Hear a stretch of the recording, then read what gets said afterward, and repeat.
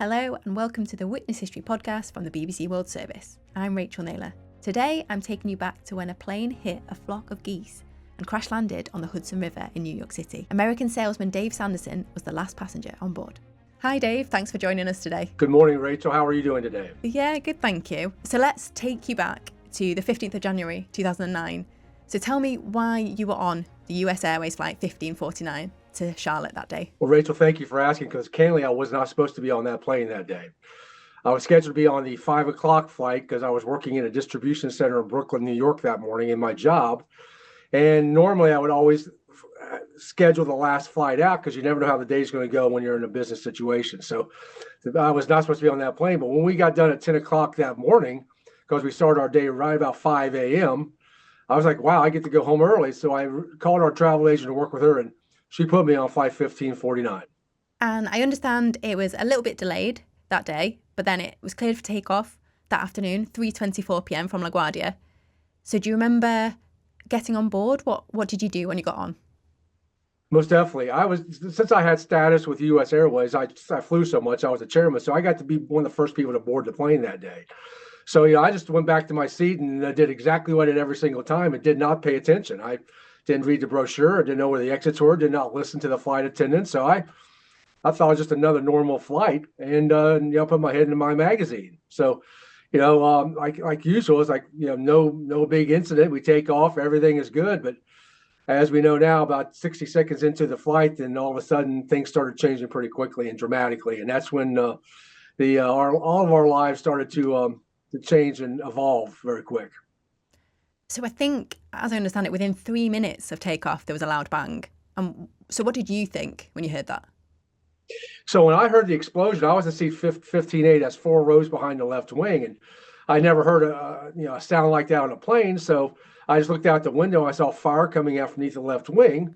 So my first thought was that the plane lost an engine. But planes have multiple engines. No big deal. But I think that's one of the saving graces of the day, because no one on the plane knew at that moment what happened on the left side of the plane where I was looking also happened on the right side of the plane at the exact same second. It was a double bird strike at the exact same second. So I think everybody on that plane realized, like, okay, we just got another engine. We're going back to the airport and we're going to be home late. So that's exactly what I thought. I didn't panic. It was like, okay, I'm just not going to get home early today. But then you still feel the plane banking. It's like, okay, we're turning, but all of a sudden, when we started banking, I looked out the window. I saw something I never had seen before, and then the skyline of Manhattan was, right out my window, and I'd never been that close to the skyline of Manhattan, and that's when I really started getting my attention. And so, as we now know, both the plane's engines had struck a flock of geese and were now failing. Cactus 1539 hit birds who lost thrust on both engines returning back towards LaGuardia. We may end up in the Hudson. So at what point did you realise that something was really wrong? Yeah, it's still at that moment, when we were banking, I saw it out the window, say, okay, we're going back to the airport, but I'd never seen this flight pattern. But then I looked out the window and I saw a bridge coming up, and it happened to be the George Washington Bridge. And when I saw that, and as soon as I saw that, that's when I heard the only words I heard the entire time was, "This is your captain, brace for impact." And that's the moment I realized this is a very serious situation, a pretty dire situation, Kayla, because if you look around the situation, and a lot of people who have never been in New York, all you see is big buildings and water. And when you're in a big plane and that's all you see, then he's like, oh, well, we don't have any options here. And all of a sudden, when he says his famous words, that's the moment you better start getting your head together, because you're roughly about 60 seconds. Something's going to happen pretty dramatically. What was happening around you? Yeah, it was interesting because people are really quiet. And, I think people were at that moment realized this is not going to be a good situation. And they were sort of getting their ducks in a row, whether they were praying or, some people were checking in with their families. They were making phone calls. I heard some people texting. But for me, what happened when I've heard this, like, okay, I said my prayers. I want to make sure I'm clear with the big guy up top. I'm just like, something's going to happen, and I want to make sure I'm good to go. But then I saw the movie of my life, Rachel, pass before my eyes. I think that's what happens. And I talked to some people who've been in near death or those situations, and the same thing happened to them. They saw their whole life sort of pass before their eyes very quickly. And it was like a movie. It was so clear. And I saw things that I hadn't seen for 40 years when I was a kid. And high school and meeting my future wife and the birth of those defining moments. And that's the last thing I really saw in my head before we went straight into the Hudson River. So the plane crash landed just 7 minutes after takeoff at 3:31 p.m. So that's probably roughly along the line, about roughly the length of how long we've been talking just now. That's right. So it crashed into the Hudson River at 230 kilometers per hour. The freezing cold river water starts rushing into the cabin. What did you do? Yeah, the water was about 1 degree Celsius. It was about 36 degrees Fahrenheit, about 1 degree Celsius. So when we hit, and it was a very hard hit. He hit, and I'm going to say the miles per hour because that's what I know. He hit like about 100 to 125 miles per hour. So when he hit, it was a jarring hit. But when I came back up and I knew that I was alive and I looked out the window, I saw light. I knew I had a shot, but that's the moment where everything shifted. I tell people there were really two dramatic situations on this. Getting the plane down where the captain and the first officer get all the credit. But now you're in a plane that's sinking very quickly into the Hudson River. And the back end of the plane was already submerged because of the way it hit, and the back end became dislodged. So now you got water rushing in, and where I was sitting, water was already knee deep. Immediately, it was knee deep, and it's 36-degree water. But I didn't feel the temperature because adrenaline. And then I talked to many EMTs and paramedics, and they said that's what happens. You get that adrenaline going, you don't feel anything. So when I felt that, I had a game plan, and I played athletics all my life. And before we went into any game, we always had a game plan. So my game plan when we were heading down, and I thought, okay, this is it. If I have a shot, I better figure out what I'm going to do is aisle up out. I kept saying aisle up out in my head. So when that time came, I knew exactly what I was going to do. So at that moment, it was my time to get to the aisle. Something happened that changed my game plan immediately, which turned out to be, I think, what was meant to be for me from that plane. What do you mean? What happened? Yeah, when I got to the aisle and all of a sudden I looked up, I saw that my mother started talking to me in my head. My mother passed away in 1997. But when I was a child, I remember her telling me something when I was a child that just kept running through my head at that moment. It was, if you do the right thing, God will take care of you. And I tell people, I think one of the great things about my mom is, and I think one of the things that I have not done well as a parent is she always made her kids make a decision and that have consequences. And she didn't say do the right thing, she said if you do the right thing. And the right thing was based on my value set. And the right thing for me was you help other people first. I grew up in a small town outside of Cincinnati, Ohio, where everybody helped each other, everybody knew each other. So instead of going out the door, I climbed over the seats to go towards the back of the plane to see if anybody needed help. And things were moving pretty quick because the water was about chest level deep in the back. It was already submerged. So I just got behind the last person and started making my way out. And now you got to remember, you framed it very well, Rachel. It's like 3:31, 3:32, somewhere in that afternoon. You're in the middle of winter. It's getting dark, and the water is already submerged. And the back of the plane was the first to have impact, which meant the bins had broken open. Luggage is now in the water floating, and you're trying to get out. So I just started making my way out. And I couldn't, all I could see is people in front of me. But then I saw light on the right side. I'm like, man, it's time for me to go. So as I started to get out the door and I looked up, and all of a sudden something else happened. And I saw people already being rescued. And I tell people, I think whoever said this on TV that night in New York said it right. It said that the crew got everybody down that day and the crew and passengers got everybody out. But the real heroes were the first responders. And they were there in about 2 minutes after the plane crashed into the river. So, they were already being rescued. So then I looked out, it's like, it's time to go. And the wing was already filled up with people and the boat was already filled up. And that's how I became the last passenger out of the plane, because I stayed in the plane 7 minutes, waist deep in 1 degree Celsius water for about 7 minutes, holding on to the lifeboat because, and once again, if you know anything about the Hudson River, it's got a very fast current. That plane actually floated down the river about a half a mile in 24 minutes. So as the plane was floating down the river, that little lifeboat that's attached was floating out into the river. And they, like I and probably you and everybody who's listening, who reads the instructions, no one ever reads the instructions on a plane.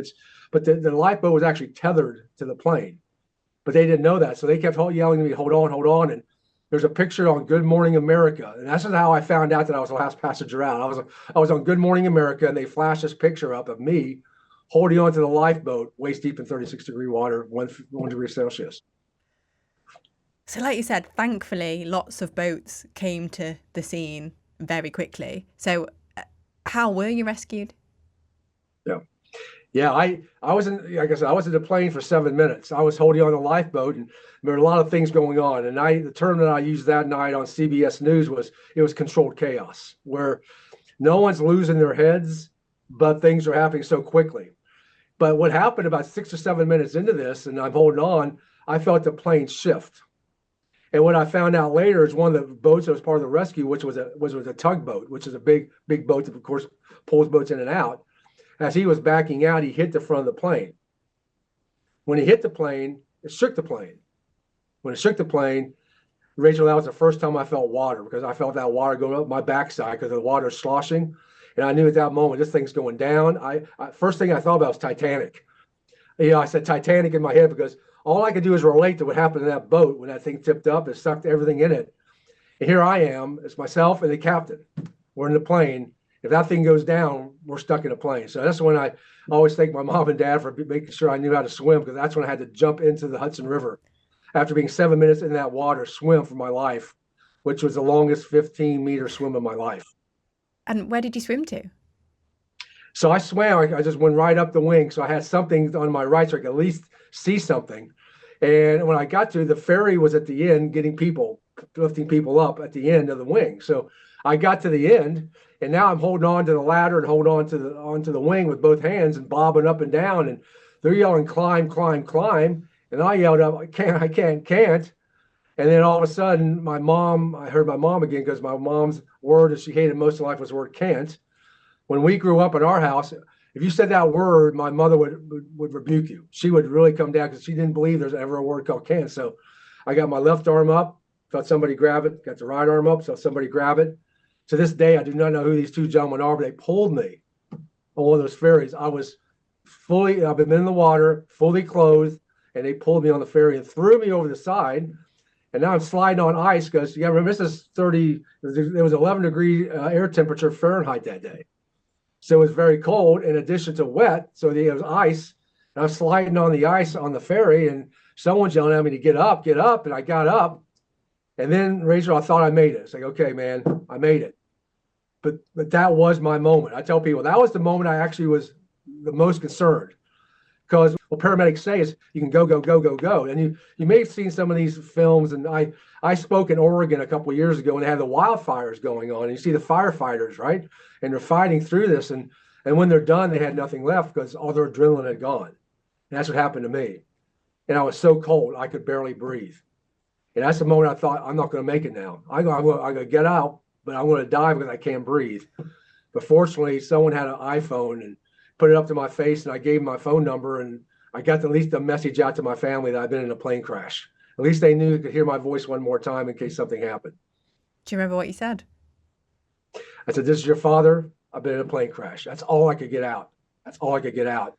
And fortunately for me, my wife wasn't home, but she's actually doing what moms do. She was taking her son to basketball practice.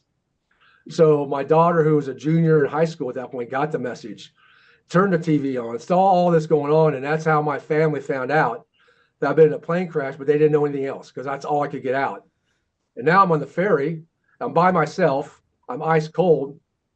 And I went, and just to give you a point of perspective, if you see how the plane is situated in the Hudson River, the left side of the plane is actually facing Manhattan, and the right side of the plane is facing New Jersey. Since I went out the right, I'm going to New Jersey because that's the closest point. And that's what I found out later by talking to all the rescue people is they had the plan, right? Wherever closest point you're going to go is where you're going to get you to land quickly. So I got to New Jersey and I couldn't walk. So these two guys picked me up. One was an EMT and the other was someone from the American Red Cross with a blanket. And that's why I speak on behalf of the American Red Cross nationally now, raising money because they were there, right there when I needed help that moment in time. And they carried me to a triage center. Now, I don't know if anybody here has ever heard or been inside of a triage center, but it's basically a room with nothing in it, just to basically clean it out so they have room to work. So they put me on the floor. EMT strips all my clothes off down to my skivvies.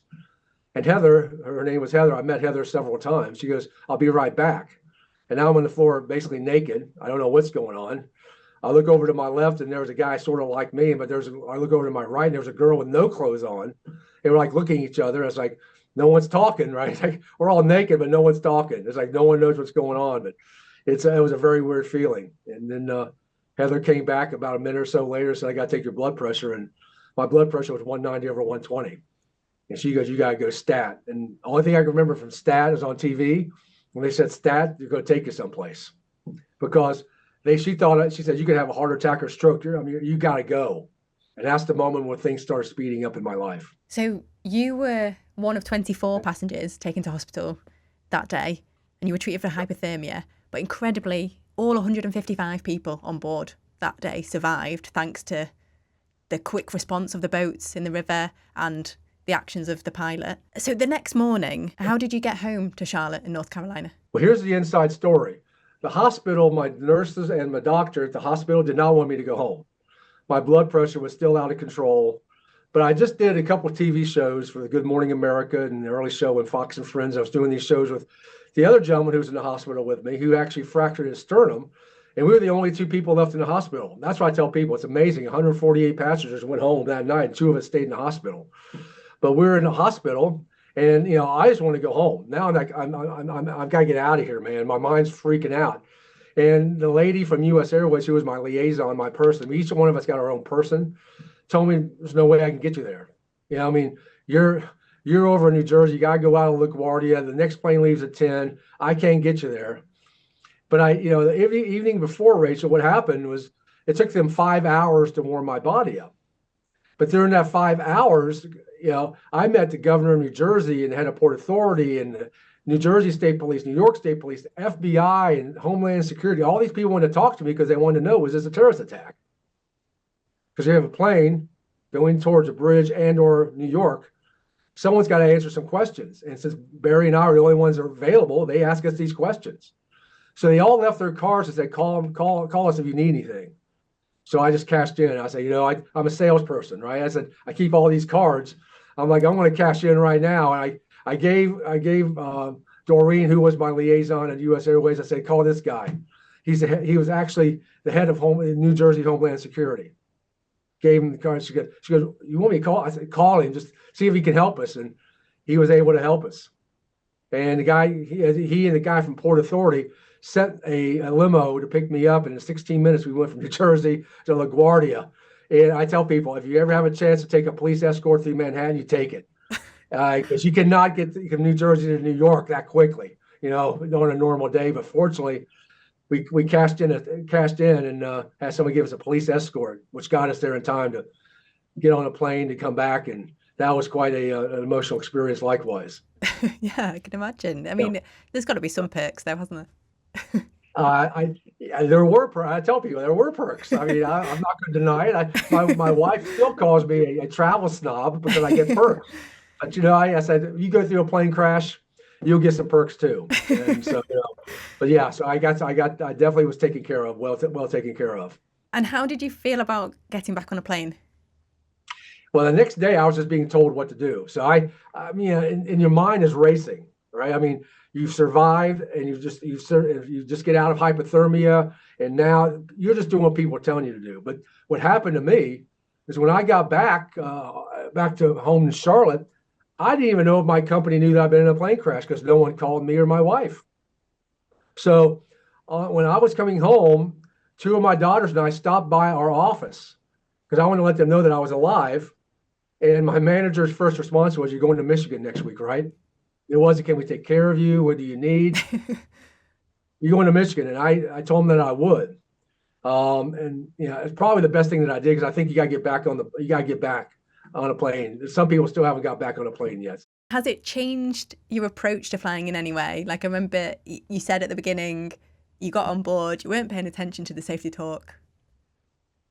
I pay attention every single time now. And people sort of chuckle. I said, but you got to realize, and one of the perks I usually get, Rachel, I'm going to tell you right now on public media, is that they usually put me on the exit row if I'm not first class. Okay. So I'm on the exit row. So I've got to pay attention the way I look at it, because if something happens and you can't get to those doors and something happens, there could be a lot of tragedy. And I didn't realize the impact of that, Rachel, until I was flying from Charlotte to Los Angeles. I was invited to be on all these TV shows, Bonnie Hunt and Dr. Phil and all this stuff. And I'm flying, and they put me on the exit row. I was on the aisle. And, I'm sure you've been on the exit row sometime, and they ask you the questions. Can you handle this? Right. Thank you. And everybody says yes. And so everybody said yes that day. And then all of a sudden the flight attendant leaves, and the gentleman who's on the door pops his right leg off and puts it underneath the front seat. And I'm like freaking out. I'm like, beep, beep, beep. And they're thinking, the dude's freaking out, man. We got to move him. Right. But she came back, you okay? I said, yeah, but look at this. She said, sir, you can't take your leg off. He goes, well, that's why I always get this row, because I can have room to put my leg when I travel. And that's when I realized a lot of these people just get the extra row for the comfort. They're not going to take it seriously. And you better take it seriously, because if something does happen, people are looking to you to be able to step up and get it done. Yeah. Pay attention to flight attendants, know where the exits are, and read that brochure, because you never know when that moment may come. It's good advice. Thank you, Dave, so much for speaking to me and sharing your amazing story with us. Thank you very much, Rachel. That's it for today's episode of the Witness History podcast from the BBC World Service. And if you enjoyed it, why not check out our back catalogue of episodes of Witness History on our website? And while you're at it, why not hit subscribe to the BBC World Service YouTube channel? Thanks for watching. Bye.